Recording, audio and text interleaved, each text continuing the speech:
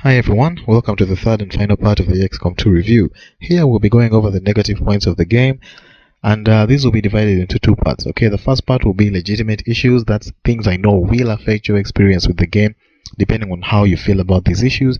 And then the other side will be the nitpicks. These are things that I noticed. You probably won't notice them, and even if you do, you probably won't care. Okay, they don't really affect the game in any way. Now, the first of these legitimate issues is the one that everyone knows, so we'll just get right into that one: optimization. XCOM 2 is pretty badly optimized, and I mean, it's crazy because this is a PC exclusive. You'd think they'd optimize it well for PC, but it's not. It has a very high graphical demand, despite the fact that its graphics are not game changing. It has a lot of crashes. There's a lot of graphical issues. You can roll the mouse out and then fail to see soldiers anymore. There's a lot of clipping within the game, and sometimes enemies just float within a space, and it's kind of weird. If you're playing the game, make sure that you have a lot of saves just to be safe. You never know when the game will crash on you. The second point springboards of the last one is long loading times. The loading times before and after missions in XCOM 2 are crazy. These can waste so much of your time, and they can kill the momentum that you have for going into the game. And to add insult to injury, if you press caps lock, 99% of the time the game will allow you to move forward. It will immediately stop the loading screen and move you forward.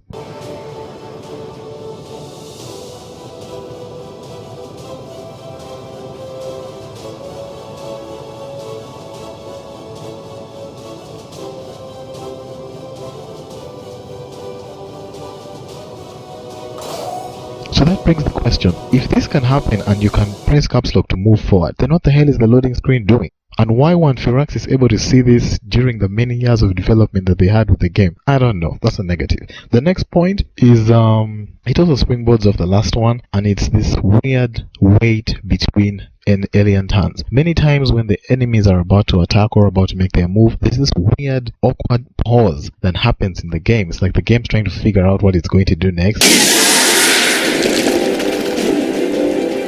Big deal.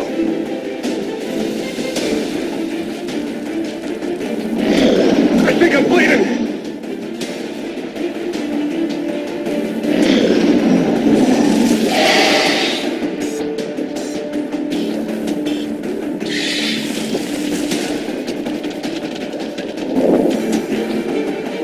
And it's really annoying because this was in XCOM Enemy Unknown, it was in XCOM Enemy Within, and it still exists in XCOM 2. It's crazy. 3 games down the road and they haven't managed to fix this.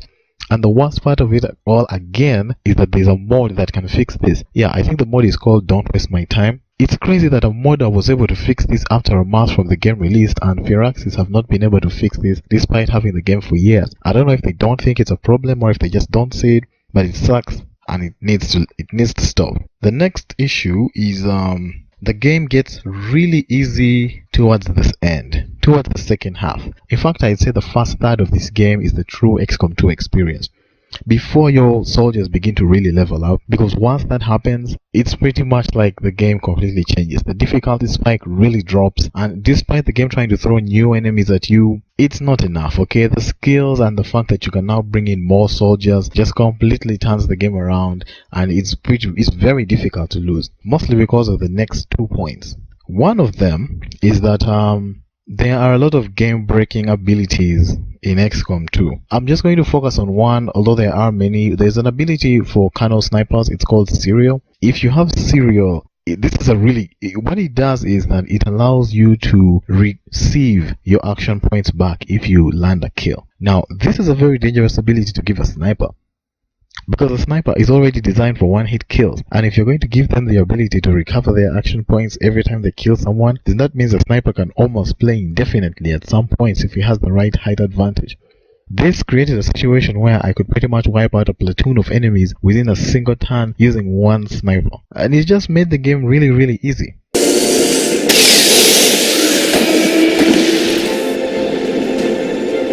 You know that was good.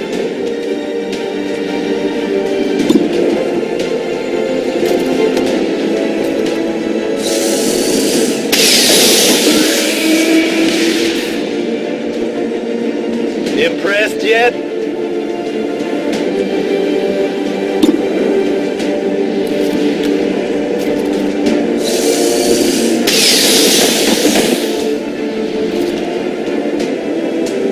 Did you see that one?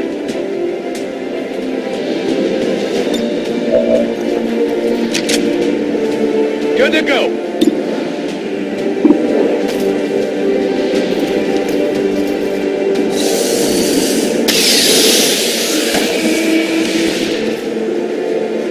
Well, how about that? And even if that wasn't all, there is also items that help with this. The greatest example of this is the Mimic Beacon, which actually Firaxis has patched with their new update, because even they realize how broken this item is. Once you throw it onto the ground, it takes the appearance of one of your XCOM soldiers and enemies are forced to attack it. What does this mean? It means that it doesn't matter what the enemy's firepower is, it doesn't matter what their abilities are, it doesn't matter what your defense stats are, because they're not going to shoot at you.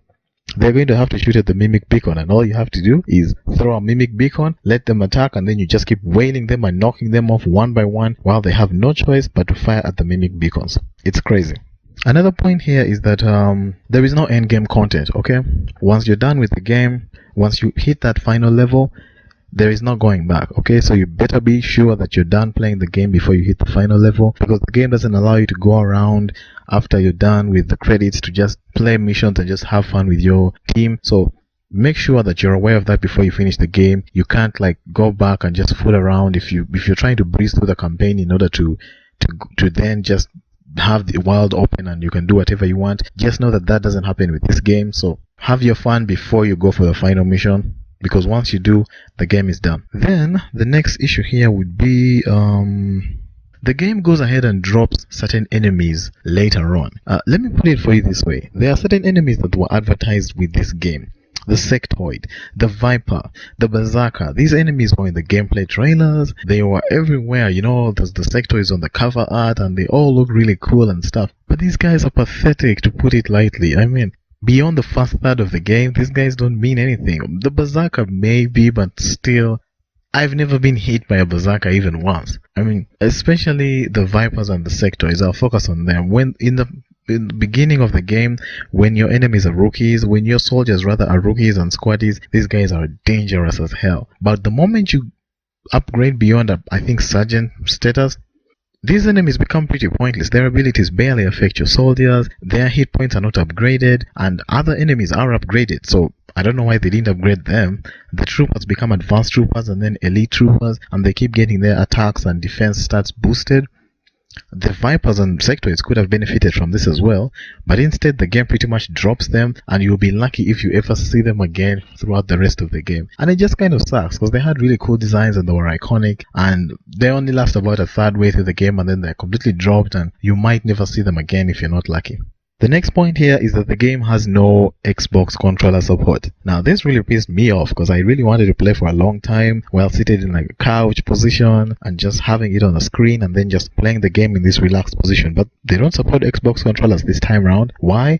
They only support the Steam controller. I guess they had some kind of business deal with Valve to have this happen, but this just sucks, and they give some kind of PR BS as to why this wasn't being done, something about the game having a lot of text and it being designed for the Steam controller. That's BS. I mean, Enemy Unknown and Enemy Within had Xbox controller support, and this game operates on pretty much the same principles as that one, so I don't see any real reason as to why it shouldn't have controller support. That just sucked. I wish they hadn't done that.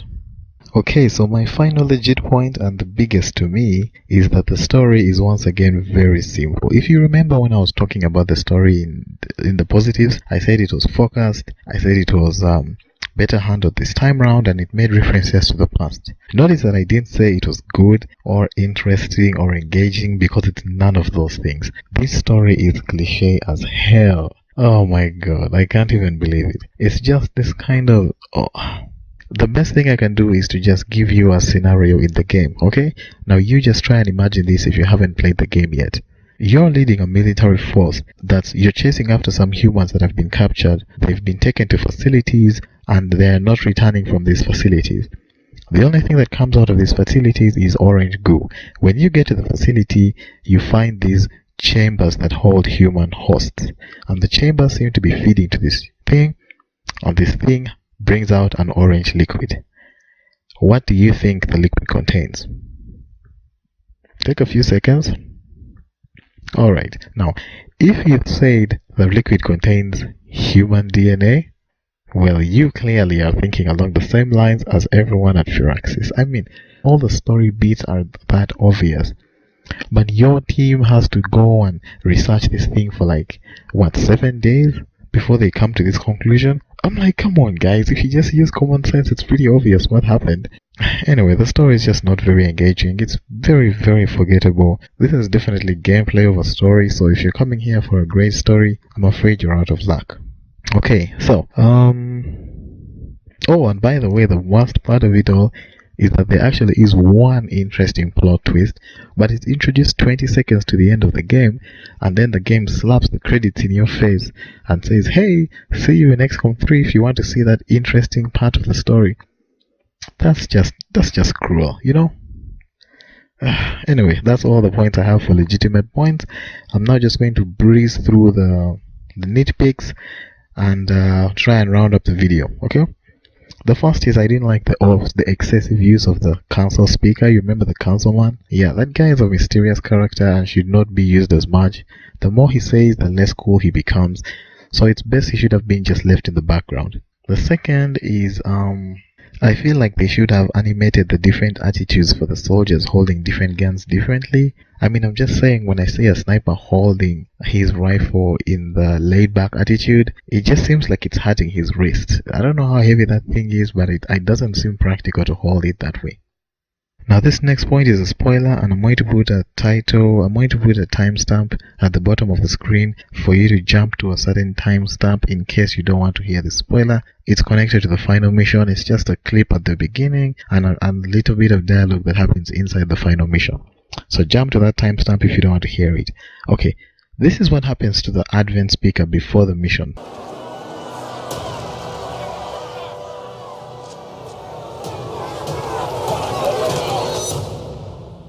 So what the hell do you think happened to that guy, huh? Do you think he was injured? Do you think he was killed? Do you think he was maimed? Haha, well obviously you don't know anything about storytelling because he's fine. Nothing happened to him at all actually. He's right back in the final mission, busy spouting all that cliche bad guy dialogue alongside the elders. What more can we offer you than the greatest gift of all? This just kind of took me out of it. I was like, how did this happen? Was he saved? Is he a clone as well? I mean, the other bad guys are clones. There's many ways to go about it, but the story doesn't bother to explain. I just wish they had explained it something small, and it just really made me feel like, ugh, no one's paying attention to the story at all. And then finally, my biggest personal nitpick, this is really silly to even think about, but the whole presence of this game kind of steps on the law of the previous games. I mean, why are we researching plasma rifles again? Didn't we already research plasma rifles? Shouldn't the XCOM people already have this technology? What about some of the suits? Titan armor? I mean, we already had this armor before. Why are we building it again? I mean, don't we already have the technology? Why do we have to research some of these things? And what the hell happened to Exalt? You know, the humans that were siding with the aliens? What happened to those guys? I mean, there are a lot of characters and story points that just seem to have been erased in order for XCOM 2 to happen. What happened to the people that were genetically modified? What happened to the mech troopers? I don't know. It's just something interesting to think about. It doesn't affect the game in any way. Either way, at the end of the day, those are my negative points. If you notice, there aren't very many. XCOM 2 is an awesome game. Definitely get it. I don't score games, but this is definitely an 8 out of 10 if I did score games. Thank you very much for watching my video, and I'll catch you in the next one.